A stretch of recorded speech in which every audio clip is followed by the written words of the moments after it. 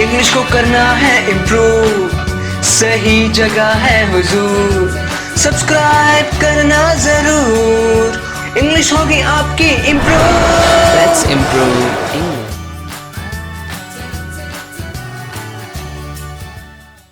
अब मैं कुछ अलग करना चाहता हूँ। आप इसे इंग्लिश में कैसे कहेंगे? When you use basic English, you can say, I want to do something different now. I want to do something different now. But in advanced English, when you want to sound a little better, you can say something like, I want to branch out now. I want to branch out now. Branch out is a phrasal verb, which means to explore new things, new plans, new career options. When you're trying to do something different from what you have been doing for a long time, it means you decide to branch out. I want to branch out now. Or you can say, I want to broaden my horizons now. I want to broaden my horizons now. कहने का मतलब तो वही है कि मैं कुछ अलग करना चाहता हूँ, नया सीखना चाहता हूँ, नए एक्सपीरियंसेस को पाना चाहता हूँ, कुछ नया गेन करना चाहता हूँ, कुछ नया ट्राई करना चाहता हूँ। तो इस तरीके से एक बात को कहने के बहुत सारे तरीके हो सकते हैं। स्पेसिफिकली इस वीडियो में आज हम बात करेंगे कि कैसे हम चीज़ों को बेसिक इंग्लिश का यूज़ करके बोलते हैं, फिर उन्हीं चीज़ों को एडवांस्ड इंग्लिश में मतलब थोड़ा सा और बेटर तरीके से हम कैसे बोल सकते हैं। To make a much better impression on your listeners. The next sentence is, वो बहुत आगे की सोचता है। तो आप इंग्लिश में क्या कहेंगे? He is a forward thinker. Forward thinker, आगे के बारे में वो पहले ही सोच लेता है। लेकिन ऐसा कुछ कहने के लिए हमारे पास एक बहुत अच्छा वर्ड होता है, visionary. He is a visionary. He is a visionary. तो विजनरी हम उस इंसान को बोलते हैं जो आगे की सोचता है, पहले से सोच कर चलता है कि ऐसा होगा, ऐसा होगा। वो कुछ एंटिसिपेट करता है, फ्यूचर के बारे में कुछ फोरसी कर लेता है वो। He is far sighted. इसको भी कहने का मतलब होता है वो हमेशा दूर की सोचता है कि आगे क्या होगा। He is far cited.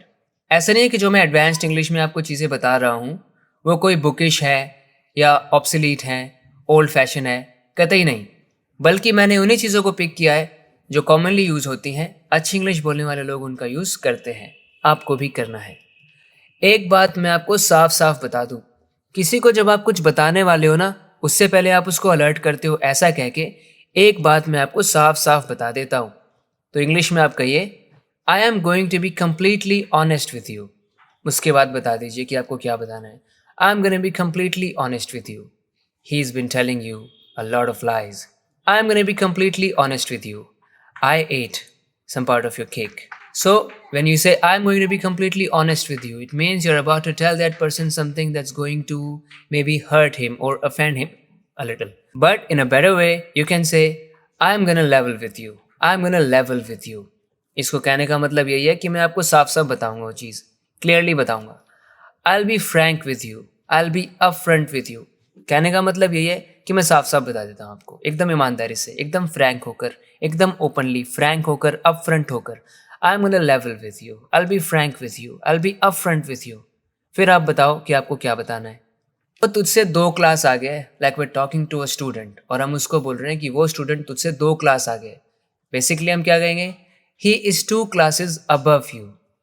But when you want to sound a little better, you can choose to say something like this. He is 2 grades ahead of you. Classes को यूजुअली ग्रेड कहकर बोला जाता है। He is 2 grades ahead of you. पर हमारी हिंदी बोलते वक्त यही आदत है कि हम क्लास बोलते हैं। वो कौन सी क्लास में, आप कौन सी क्लास में हो। पर इंग्लिश में आप कोशिश कीजिए कि आप ग्रेड शब्द का यूज़ कीजिए। He is 2 grades ahead of you. आप भले ही मत बताओ पर मुझे सच पता है।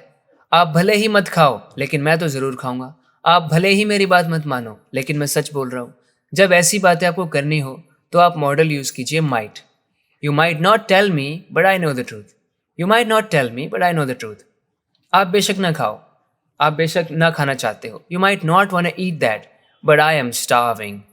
I'm gonna gorge on it. आपको बेशक नींद ना आ रही हो, लेकिन मुझे बहुत आ रही है। एडवांस्ड इंग्लिश में आप कहिए, You may choose not to disclose it, but I am aware of the reality. मतलब आप ये फैसला कर सकते हैं कि आपको ये बात डिस्क्लोज नहीं करनी है, ओपन नहीं करनी है। You don't want to let the cat out of bag. You don't want to let the cat out of the bag. You may choose not to disclose it. लेकिन मैं अवेयर हूँ, मैं जानता हूँ इस बारे में। रिमेंबर, अवेयर के साथ प्रेपोजिशन ऑफ का यूज़ करना है। दाल में कुछ काला है। इन बेसिक इंग्लिश आप कह सकते हैं देयर समथिंग रॉन्ग, कुछ गड़बड़ है, there something wrong. Advanced English, something is fishy, something doesn't add up, it's a phrasal verb. जब आप कहते हैं ना समथिंग डजंट एड अप, इसका मतलब है something is unusual, something is out of the ordinary, something is weird, it doesn't add up. This situation seems suspicious, आप ये भी कह सकते हैं. मैं शहर को बहुत अच्छे से जानता हूँ. एक तो आप कहेंगे I know about this city very well, लेकिन एडवांस्ड इंग्लिश में आप कहिए I know this city inside and out. जब भी आपको बोलना हो कि आप किसी चीज़ से बहुत अच्छे से वाकिफ़ हैं, बहुत अच्छे से जानते हैं, तब आप इस फ्रेज़ का यूज़ कीजिए, you know it inside and out. I know this city inside and out. I know this city like the back of my hand, it's an idiom. When you know something like the back of your hand, मतलब आप उसको बहुत अच्छे से जानते हैं, उस चीज़ से अच्छे से परिचित हैं. आप इसको याद रख सकते हैं बड़ी आसानी से. इसका लिटरली मतलब आप देखो क्या है कि मैं इस चीज़ को ऐसे जानता हूँ जैसे ये मेरे हैंड का बैक है. जैसे मैं अपने हाथ के पीछे के हिस्से को जानता हूँ ना बड़े अच्छे से, वैसे ही मैं जानता हूँ. मतलब ये कहने का तरीका है, बट लिटरली नहीं लेना इसको.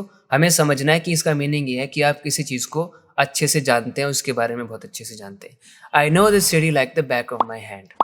तो फ्रेंड्स, इसी तरह से अपनी इंग्लिश को इम्प्रूव करते रहने के लिए और अच्छे तरीके से कम्युनिकेट करने के लिए, आगे बढ़ने के लिए, अपनी नॉलेज को इम्प्रूव करते रहने के लिए इस चैनल को सब्सक्राइब ज़रूर करना. बात करते हैं अगले वीडियो लेसन में. अपना ख्याल रखें. Take care and bye bye.